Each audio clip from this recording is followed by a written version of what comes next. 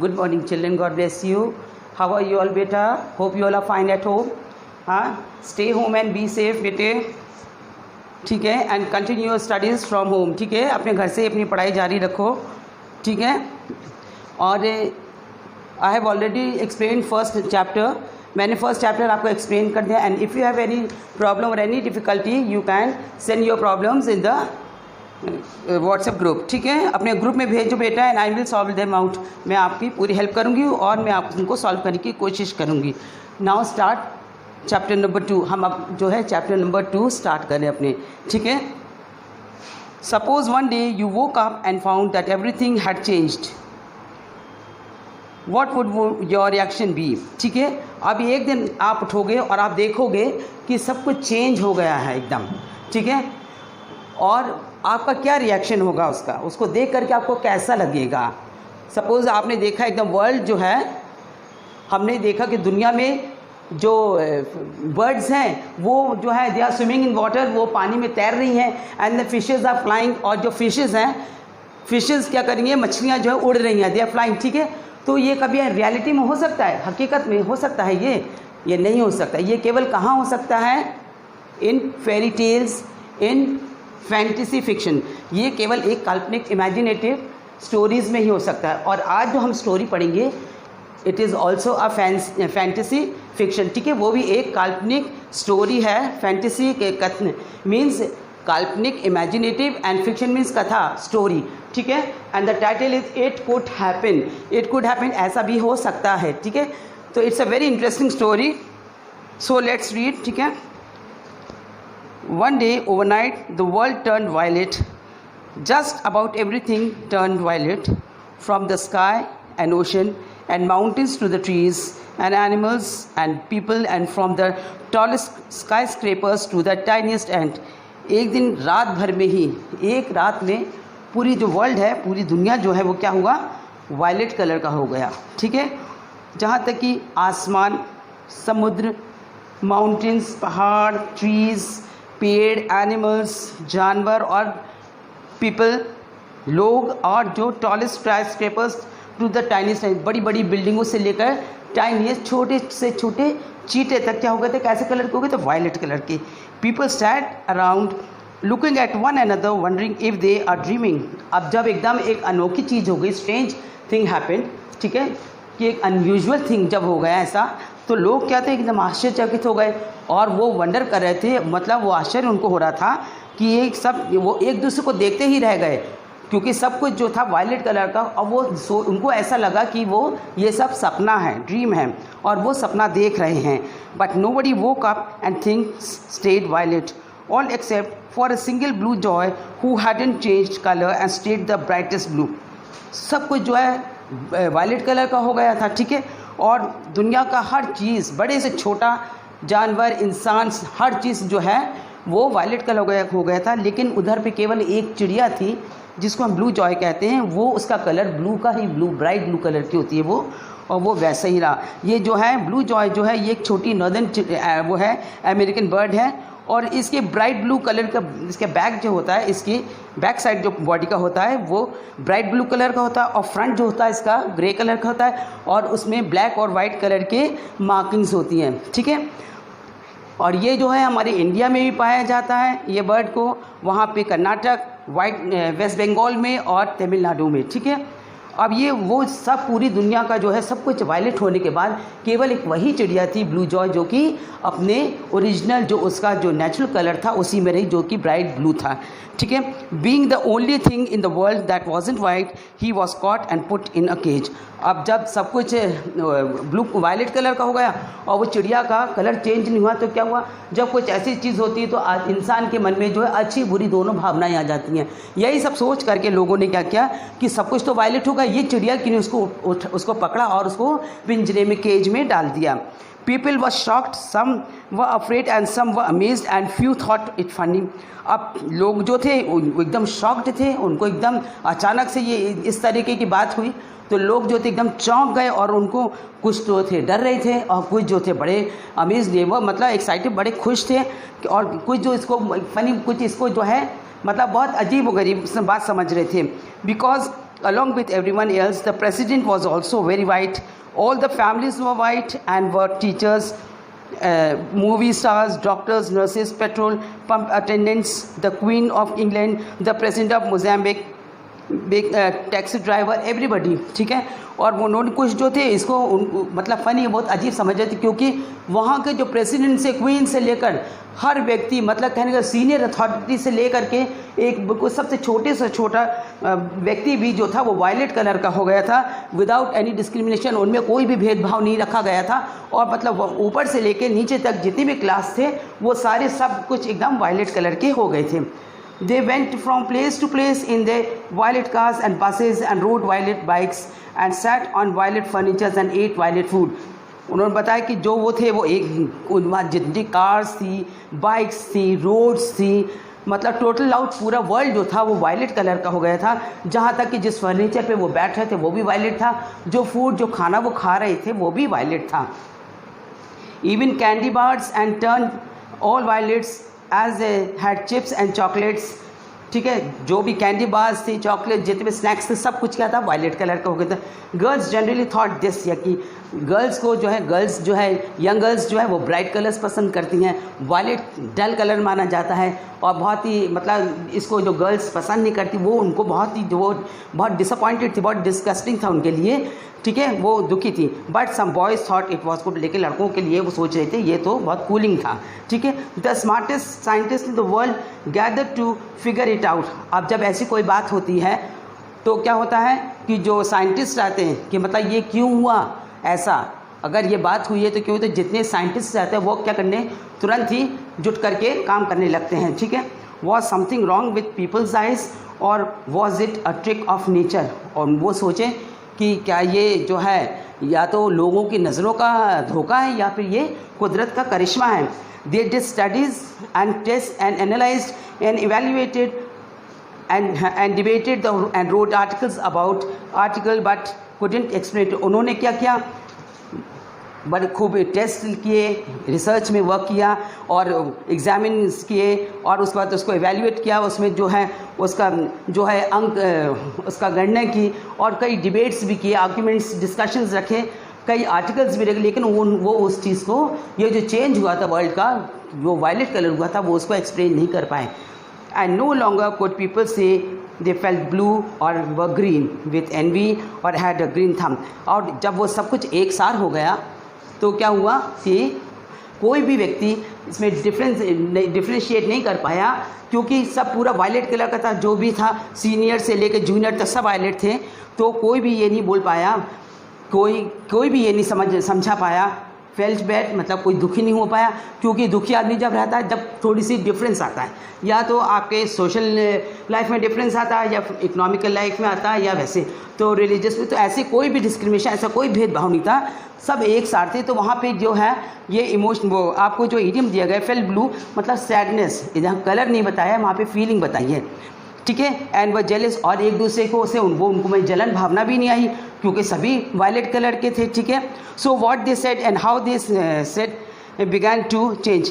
और फिर ये सब बातें कि क्यों हुआ, कैसे हुआ, किसने कहा, कैसे शुरू हुआ, ये सब जब होते हैं जब हमारे में मतभेद हो जाता है, समझे, कोई भेदभाव आ जाता है, तब ये इस तरीके के मतलब क्वेश्चंस स्टार्ट होते हैं। लेकिन जब सब वायलेट हो गए तो ये सब बातें भी बंद हो गई, ठीक है। Some people said violet was now the most important colour in the world because it was everywhere. अब जो है कुछ लोग जो है कुछ लोग जो थे वो इस तरीके की बातें करने लगे कि ये कैसे हुआ, क्यों हुआ, और कुछ कहने लगे कि ये जो है वायलेट कलर जो बहुत इंपॉर्टेंट कलर है, तभी सब कुछ जो है इसका महत्व ज़्यादा है, इसलिए सब कुछ जो है क्या हुआ, वायलेट कलर का होगा। Other said that violet had no importance at all because there was too much of it. और कुछ बोलने लगे कि नहीं, जब सभी कुछ वायलेट हो गया है तो इसका मतलब ये कि उसका कोई ज़्यादा महत्व नहीं, क्योंकि बहुत ज़्यादा हो गया है वो। They discuss and argued, joint clubs, held debates, road books and produce movies all about the issue of the importance और अनइम्पॉर्टेंस ऑफ द कलर वायलेट। और इसी इशू को लेकर के जब जैसे कोई भी इशू, जैसे अभी हमारे पूरी वर्ल्ड में एक है सबसे बड़ा इम्पॉर्टेंट इशू है कोरोना, ठीक है। तो जैसे अभी हर जगह देखो बेटा, ये जो है पेंडेमिक जो डिज़ीज़ है, ये वो डिज़ीज़ होती है जो वर्ल्ड वाइड स्प्रेड है, पूरी दुनिया में, पूरे विश्व में है, ठीक है ना। तो अभी जो हमारे इधर का वर्ल्ड इशू क्या चल रहा है, कोरोना डिजीज़ को लेकर के चल रहा है, उसी पे साइंटिस्ट वर्कआउट कर रहे हैं, उसके लिए जो है लोग वैक्सीन तैयार करें, हर जगह इसी की चर्चा। इसी तरीके से जो है वहाँ पे जब ये वायलेट कलर हो गया वर्ल्ड, तो क्या हुआ, ये इस कलर को लेकर के पूरा इशू बनाया गया, ये इशू में आ गया और चर्चा पूरे समय इसी की होती रही कि ये दुनिया कैसे वायलेट हो गई है, क्यों हो गई। इसी तरीके से इसको लेकर के क्लब्स ज्वाइन कर लिए लोगों ने, डिबेट्स होने लगे, वहाँ पे मूवीज़ बनने लगी, पिक्चर बनने लगी, ठीक है। और उसमें कलर, वायलेट कलर का इम्पोर्टेंस और अनइम्पोर्टेंस बताने लगे। कुछ जो इस फेवर के थे कि वो इम्पोर्टेंस बताने लगे, कुछ कहते थे नहीं इसका कोई महत्व नहीं, तो उसकी अनइम्पोर्टेंस बताने लगे, ठीक है। The colour of the blue Joy became a big issue. और सबसे बड़ा इशू क्या बना, चर्चा का विषय बना कि सब चीज़ तो वायलेट है, लेकिन सबसे बड़ी क्या, उसमें एक अनोखी बात है कि जो चिड़िया वो ब्लू जॉय थी वो अभी तक अपने ओरिजिनल नेचुरल कलर पे थी, ब्लू पे, ठीक है, कि वो सबसे बड़ा चर्चा का विषय बन गया, इशू बन गया, ठीक है। बिकॉज ही हैड सच, क्योंकि पूरे वर्ल्ड जो वायलेट कलर था उसमें एक स्पॉट, एक डॉट की तरह था। वो चिड़िया जो थी, जो जॉय थी, वो भी छोटी सी थी और ब्लू कलर की थी, तो वो एक स्पॉट, एक डॉट सदी सा उस वर्ल्ड के ऊपर मैप पे लग रहा था ब्लू कलर का, समझे। some people argued about the importance of that term, और लोग जो थे इसी के ऊपर जो बहस करने लगे। Some said the blue joy must be a very special bird or may not be a bird at all because he alone had kept his true color। अब कुछ कहने लगे कि ये ब्लू जॉय है, ये जो है बहुत एक स्पेशल चिड़िया होगी, और हो सकता है ये चिड़िया ही ना हो, क्योंकि ये जो है इसके पास जो है इसका ट्रू कलर जो है, मतलब जो उसका वास्तविक कलर था, जो उसका नेचुरल कलर था, कुदरती जो उसका रंग था, वो वही कलर की है। Other said this was silly that the blue joy ate bird seed and drank water and fluffed his feathers। और कुछ कहने लगा अरे सब सिली, सब बकवास है, बेवकूफ़ों वाली बातें हैं, सब मूर्खता की वाली बात है। वो भी चिड़िया ही है, वो बर्ड्स की तरह सीड्स, बीज खाती है, पानी पीती है और अपने पंखों को फड़फड़ाती है। feathers means wings, पंख। and that other than his special color he was just और अगर उसका स्पेशल कलर भी है अगर, तो उसके बाद भी तो वो एक चिड़िया ही है।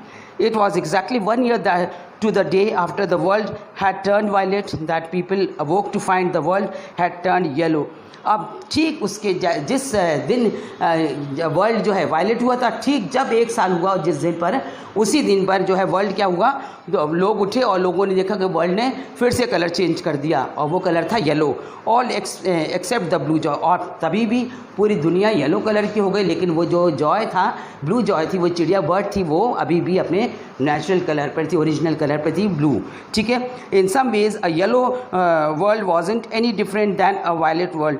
अब जब, क्योंकि ये तो एक बार हो चुका था, जब कोई चीज़ नई नई आती है, कोई भी इंसिडेंट जो है नया नया होता है, कोई घटना, तो उसकी बड़ी चर्चा होती है, ठीक है ना।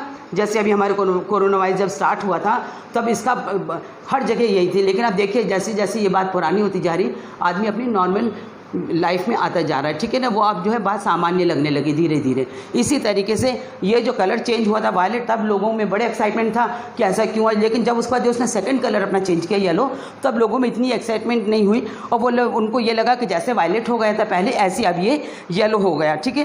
People simply said yellow instead of violet when they talked about things. और लोग जब आपस में बात करते थे तो वही बोलते थे कि जैसे पहले वायलेट था अब ये येलो कलर का हो गया, ठीक है। इंस्टेड हाँ only now the blue joy was more important than ever because he alone had stayed the color blue and people argued about what that meant। अब जो था, अब कलर चेंज हो, वर्ल्ड का तो कलर चेंज हो गया, लेकिन ब्लू जॉय आज भी अपने ओरिजिनल कलर पे थी। तो अब क्या था इशू, जो था colour of world change, colour of world पे नहीं गया कि वो वर्ल्ड का कलर चेंज हो गया, वो क्योंकि वो दूसरी घटना थी। अब अभी क्या मेन इशू क्या हो गया, वो बर्ड हो गई, चिड़िया हो गई, कि जो कि अभी भी अपने ओरिजिनल कलर पे, अपने वैसे नेचुरल कलर पे थी। और लोग फिर इसके ऊपर बहस करने लगे, इसके ऊपर आर्ग्यूमेंट उनका चल लगा कि इसका क्या मतलब है। They lined up for miles just to take a look at him. अब जब कोई बात हो जाती है, आपने देखा है कि यहाँ पे भी कोई बात हो जाएगी, कोई सुन लेगा कि कहीं पर जो है, अभी हमने कौशाम्बी में जैसे सुना कि बच्चा है सर पे हाथ रख रहा था, सब ठीक हो, तो क्या हुआ, लोगों की भीड़ दौड़ने लगी वहाँ पे। ऐसी जो थी ये ब्लू जॉय एक अद्भुत चिड़िया बन गई लोगों की नज़र में कि बताए पता नहीं सब कुछ कलर चेंज हो रहा है सारी दुनिया का, लेकिन इसका क्यों है। तो वहाँ पर उसको देखने के लिए भी लोगों की लाइन, दूर दूर से लोग उसको देखने के लिए आने लगे। For the next 2 years exactly on the day the world had change, turn violet and then yellow, it turn new colours. अब फिर उसके बाद जो है, फिर उसी तरीके से 2 साल बाद जिस दिन वर्ल्ड ने अपना वायलेट और येलो कलर चेंज किया था, उसी तरह उसने अपना दूसरे कलर चेंज कर लिए। First orange and then pink, उसने अपना ऑरेंज कलर चेंज किया और फिर इसका तो पिंक कलर हो गया। Still the blue jay stayed, और अभी भी जो है ब्लू जॉय थी वो कैसे कलर की थी, ब्लू कलर की ही थी। तो वो अभी जो है इशू पूरा बनी रही, पूरा जो चर्चा का जो विषय थी वो ब्लू जॉय ही रही, causing ever greater disagreement until in the fifth year the whole world turn blue. और जो है वो जब वो चर्चा कुछ तो उसमें खुश थे और कुछ जो थे वो उससे जो मतलब उसके ऑपोजिशन के थे वो उस चीज़ को डिसएग्री करते थे, मानते नहीं थे। और तब तक कि वो 5th ईयर में जो है 5वीं साल में जो है वर्ल्ड ने फिर अपना कलर चेंज किया, और जो कि कौन सा था, ब्लू कलर का। The first thing people asked was about the blue Joy. अब जब कलर चेंज हुआ, अब जो कलर चेंज हो रहा है वर्ल्ड का, तो वो तो एक सामान्य बात हो गई कि हर लोग समझ गए कि हर साल जिस दिन कलर चेंज होता है उस दिन अब दूसरा कलर चेंज होने वाला है। लेकिन उनकी नज़र किस पे थी, चिड़िया पर, कि चिड़िया का कलर चेंज हो रहा है कि नहीं, उस जॉय का, बर्ड का कलर चेंज हो रहा है कि नहीं, ये देखने के लिए लोग जो थे वो पहले जाते थे और पूछते जैसे ही कलर चेंज होता कि उस बर्ड का कलर चेंज हुआ है कि नहीं। ठीक है, हैड ही स्टेड ब्लू, क्या वो अभी भी ब्लू कलर की है? Yes he was still the same colour. और उसको उनको जवाब मिलता आपस में कि हाँ वो अभी भी वही सेम कलर है, उसका ब्लू कलर है।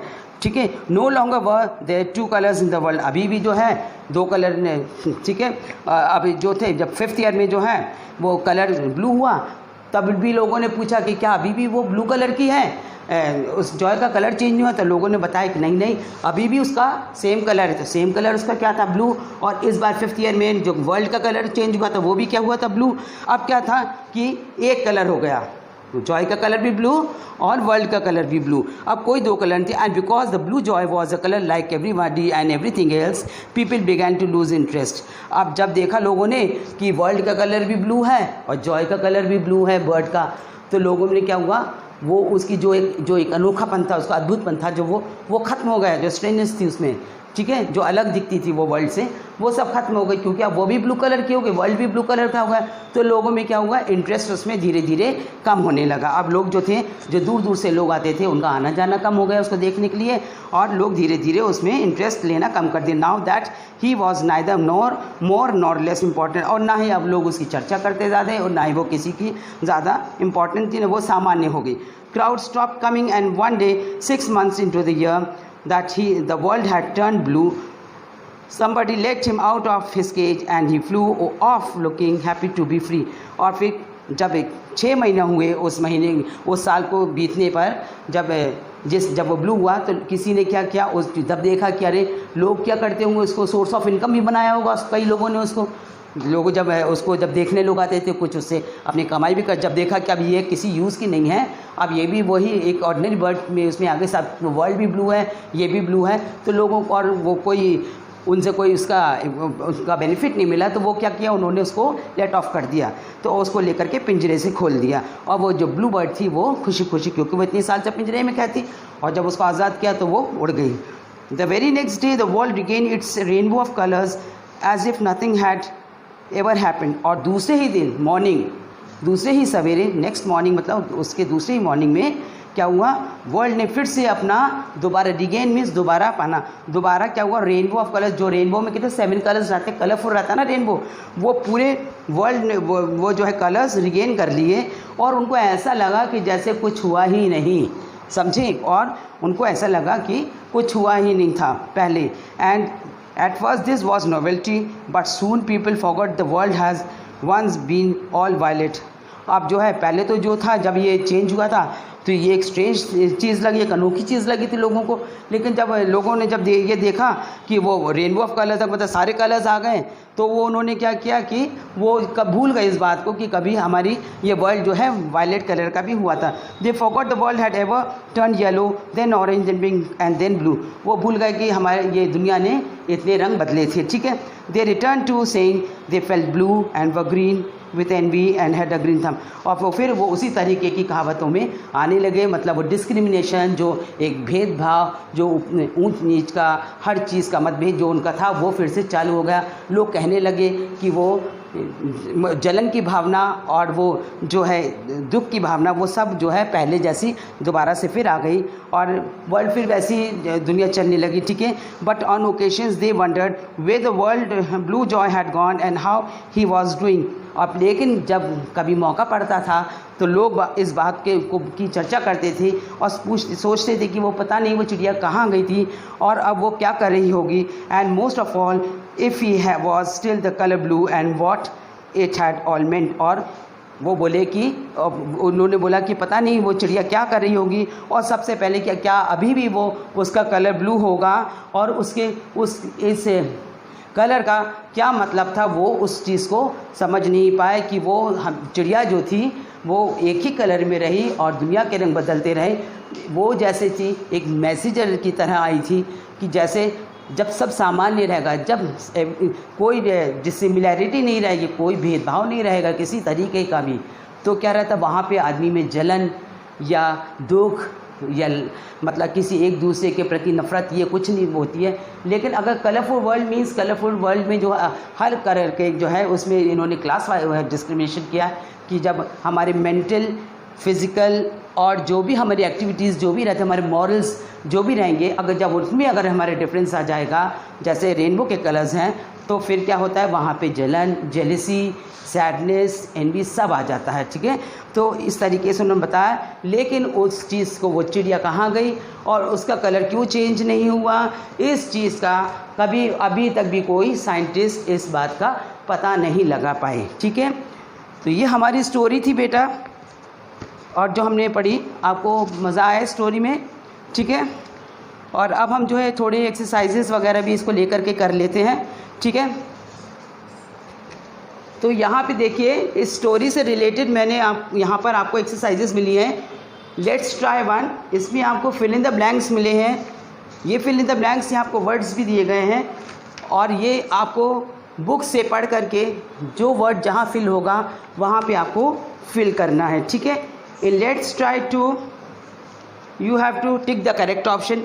आपको 3-4 ऑप्शंस मिलेंगे एक सेंटेंस में, तो जो करेक्ट आंसर होगा उसको आपको टिक करना है, ठीक है। और लेट्स ट्राई 3 यहाँ क्वेश्चन आंसर्स हैं, तो ये क्वेश्चन आंसर्स मैं आपको सेंड करूँगी ग्रुप में, you have to write from there, ठीक है। और if you have any problem ask me, ठीक है।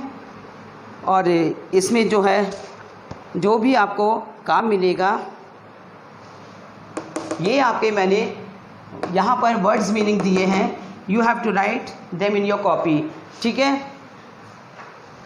और इसके बाद मैं आपको वर्ड पार्ट के बारे को समझाती। वर्ड पार्ट में आपको ईडियम्स के बारे में बताया। What are idioms that I will write on the board.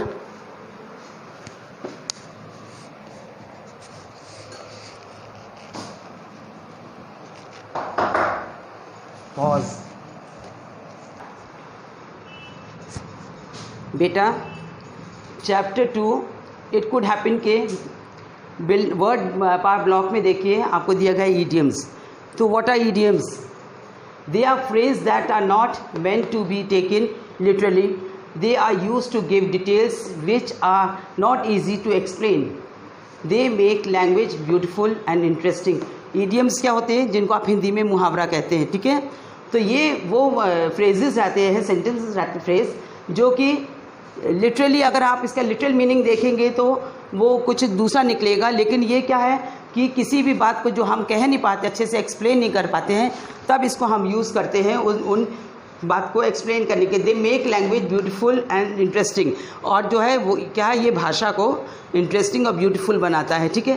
तो जैसे मैंने बताया फेल्ट ब्लू, तो फेल्ट ब्लू हमने यहाँ बोला तो इसका मतलब ये नहीं कि आपने नीला महसूस किया, यहाँ क्या है उनके इमोशंस को बता रहे हैं, ठीक है, फीलिंग्स को वो बता रहे हैं। Felt blue means does not mean the colour, यहाँ पे कलर से मतलब नहीं है। फेल्ट ब्लू यहाँ मीन्स फीलिंग ऑफ सैडनेस, यहाँ पे उन्होंने फेल्ट ब्लू का मतलब जो है उनकी फीलिंग्स बताई है, सैडनेस की, दुख की, ठीक है। तो ये हमने बताया था। Green with envy, green with envy means jealous, मतलब ग्रीन विथ एनिमी, यहाँ कलर नहीं, कलर की बात नहीं है कि to turn green in colour, क्या आप हरे कलर में हो जा, नहीं, हरे हम जैसे बोलते क्या हरे नीले हो रहे, मतलब कोई गुस्से में रहता है या फिर कोई जलन रहता है, तो यहाँ पे इन्होंने क्या किया, ग्रीन को, ये कलर को किसके लिए यूज़ किया, जेलिसी के लिए, जलन के लिए, जलन की भावनाओं के लिए, ठीक है। पॉइंट फिंगर एट, यहाँ पॉइंट फिंगर एट, अगर मैं आपकी तरफ पॉइंट करें फिंगर तो आप तो देखोगे कि मैम हमारी तरफ कोई इशारा कर रही है, लेकिन यहाँ इसका मतलब ये पॉइंट फिंगर एट का मतलब है टू ब्लेम अदर्स, दूसरे को कसूरवार ठहराना, दूसरे को दोषी ठहराना, ठीक है। तो इसका यहाँ इडियम्स जो हैं ये जो हैं हम यूज़ करते हैं to make the sentences which we cannot explain clearly, they are use to explain those sentences, those phrases, ठीक है, and they are phrases that beautifies the sentences, ठीक है। Now we will proceed to building blocks.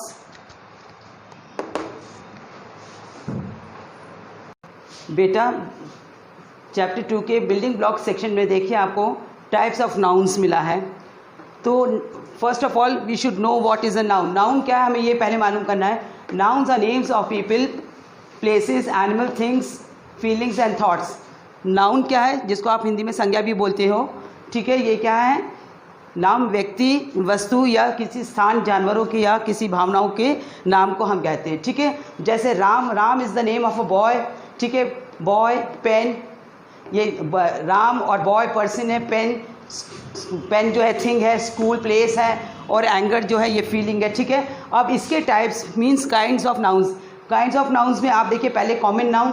What is a common noun? They are names of person, places, animal, things in general. जब हम किसी general वे में बात करते हैं तो हम वहाँ पे कौन सा नाउन यूज़ होता है? Common noun. जैसे मैंने बोला कि stand up, you boy stand up, तो जैसे मैंने बॉय यूज़ किया तो बॉय में अगर मैंने बोला स्टैंड अप यू बॉय, तो मैंने बोला तो आप सोचेंगे पता नहीं मैम किस लड़के को बोल रही है, ठीक है ना, क्योंकि मैंने नाम नहीं लिया। तो ये मैंने क्या जनरल वे में बोला है कि लड़के को बोला, तो लड़के में जो भी लड़के हैं वो सभी कहलाएंगे, ठीक है। जैसे मैंने बोला कैट, कैट है वो नेम ऑफ एनिमल है, कोई भी कैट हो सकती है। बॉय कोई भी लड़का, स्कूल कोई भी स्कूल हो सकता है, ठीक है। तो ये जो भी एक जनरल वे में जो सामान्य तौर पर दिए जाते हैं नाम, वो क्या कहलाते हैं? हमारे common noun. Proper noun names particular person, place, things, animals etcetera. तो और जो कॉमन नाउन है वो क्या है? वो पर्टिकुलर नेम। जैसे मैंने अगर बोलूँगा, अगर गर्ल में बोलूँगी तो वो पर्टिकुलर नेम नहीं है, वो कॉमन है कि कोई भी लड़की हो सकती है। लेकिन यदि मैंने बोला रमा स्टैंड अप, तो अगर मैंने बोला तो जो 10 लड़कियां बैठी उनमें से जो लड़की का जिसका नाम रमा होगा वही खड़ी होगी, क्योंकि मैंने क्या किया है? पर्टिकुलर उस लड़की का ही नाम लिया है। तो पर्टिकुलर प्रॉपर नाउन में क्या होता है? हम पर्टिकुलर पर्सन का नाम लेते हैं, प्लेस का, थिंग का, एनिमल्स का, एक्सेट्रा, ठीक है। और ये प्रॉपर नाउन जो है they are always written with the capital letter, capital letter में ही वो लिखे जाते हैं। We always use capital letter when we write the proper noun, ठीक है। जब भी हम किसी का नाम लिखेंगे वो किससे लिखेंगे? हमेशा कैपिटल लेटर से, ठीक है। जैसे राम, हिमालय, इंग्लैंड एक्सेट्रा, जो राम ये सब नेम्स हैं, ठीक है ना। तो ये क्या है? प्रॉपर नाउन है, ठीक है। And third abstract noun. Abstract noun क्या है बेटा? नेम्स, क्वालिटीज़, फीलिंग्स, आइडिया, ठीक है। वी कैन नॉट टच और see but we can only feel it. जो एब्स्ट्रैक्ट नाउन है ये क्वालिटीज़ और या जो फीलिंग्स हैं, थॉट्स हैं, वो उनको कहते हैं, वो आता है इस एब्स्ट्रैक्ट नाउन में। जैसे कि उनको हम क्या कर सकते हैं? हम उसको देखने, फील कर सकते हैं, लेकिन उसको हम टच नहीं कर सकते उसको देखने से। जैसे मैंने ये बोला यहाँ पे देखिए एंगर मतलब गुस्सा, आप किसी के गुस्से को छू सकते हो? नहीं, उसको फील केवल हम उसको फील कर सकते हैं जब हम आपको देखेंगे कि हाँ मैम आपने देखा, आप कोई होमवर्क करके नहीं आओ, मैं गुस्से में रहूँगी तो आप मेरे फेस को देख करके और मेरे बातचीत को देख करके आप समझ जाओगे कि मैम क्या है? गुस्सा है। काइंडनेस, किसी की उदारता, उसको भी हम फील कर सकते हैं, लेकिन ऑनेस्टी, किसी की ईमानदारी को, लव, प्रेम को, इन सब को हम क्या कर सकते हैं? टच नहीं कर सकते, हम उसको केवल महसूस कर सकते हैं, केवल इस चीज़ को हम फील कर सकते हैं, ठीक है। और next is collective noun. Collective noun names given to a group of people, person, places और थिंग्स। जो भी है वो किसी भी चीज़ को हम जो है क्या सामूहिक तौर पे लेते हैं, जब ग्रुप के तौर पे। जैसे मैंने क्लास बोला, अगर मैं बोलूँगी मैं कहती हूँ क्लास 6 कम आउट, तो आप क्या करते हो? जितने भी बच्चे हो क्लास 6 के सब बाहर आ जाते हो, है ना, कि हम सब क्लास 6 में। तो आप क्लास 6 में केवल एक बच्चा तो नहीं है, उसमें जो 50 बच्चे भी हो सकते हैं, स्टूडेंट्स भी हो सकते हैं, फिर 48 भी हो सकते हैं। तो ये क्या है? क्लास क्या है? मैंने क्या किया? आपको कलेक्टिव नाउन दिया। इतने सारे ढेर सारे स्कूल स्टूडेंट्स की एक क्लास है, ठीक है, और उस क्लास को मैंने नाम दिया है 6th क्लास या 5th क्लास जो भी। तो जब मैं बोलती हूँ कम आउट 5th क्लास, तो आप लोग क्या करते हो, 5th क्लास में जितने भी टोटल आउट बच्चे हो सारे बाहर आ जाते हो, ठीक है। इसी तरीके से टीम में हमारे कई खिलाड़ी होते हैं, कई प्लेयर्स रहते हैं, और जो कि जिनका एक सिंगल रिप्रेजेंटेशन रहता है, जैसे टीम जिसको हम कहते हैं टीम। तो जितने भी प्लेयर्स रहते हैं team A move this side, अगर मैंने कहा तो जितने भी टीम ए के प्लेयर्स रहेंगे वो सब इस साइड में खड़े हो जाते हैं। इसी तरीके से बंडल ऑफ बुक्स, जैसे मैंने कहा मैं कहती हूँ कि ब्रिंग द क्लास 6 बंडल, ठीक है। तो आप क्या करते हो, जितनी भी क्लास 6 की कॉपीज़ रखी रहती है बुक्स की, वो आप पूरी ले जाते हो, ठीक है। तो ये हम क्या करते हैं, ये हम एक ग्रुप के तौर पे बोलते हैं, लेकिन इसका एक सिंगल रिप्रेजेंटेशन रहता है, जैसे क्लास, टीम और बंडल, ठीक है। Next is material noun, name the substance from which things are made. और मटीरियल नाउन में क्या है, वो उस धातु का, किसी भी चीज़ का, जिस चीज़ से कोई चीज़ बनी रहती है उसका नाम बताता है, जैसे सिल्वर, ठीक है, लेदर और कॉटन। ये क्या करें, ये क्या नेम बता रहा है सब्सटेंस का, मटेरियल का, जिस चीज़ से वो जो भी सामान है वो बना हुआ है, ठीक है। तो ये आपके बिल्डिंग ब्लॉक में जो ग्रामर पोर्शन है, this you have to write in your grammar copy, ठीक है। इसको आप अपनी ग्रामर कॉपी में लिखोगे, ठीक है बेटा, इंग्लिश लैंग्वेज कॉपी में। That's all, God bless you all बेटा।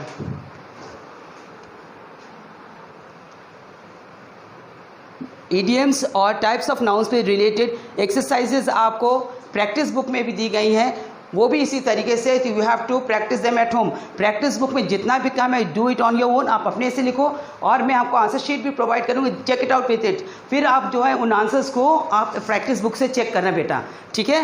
First try to do it on your own. आप पहले आप अपने से करने की कोशिश करो, ताकि आपको समझ आएगा कहाँ गलती की या कहाँ आपको समझ नहीं आया। और जहाँ समझ नहीं आएगा, you are welcome to ask me in the WhatsApp group, ठीक है। ओके बेटे, गॉड ब्लेस यू।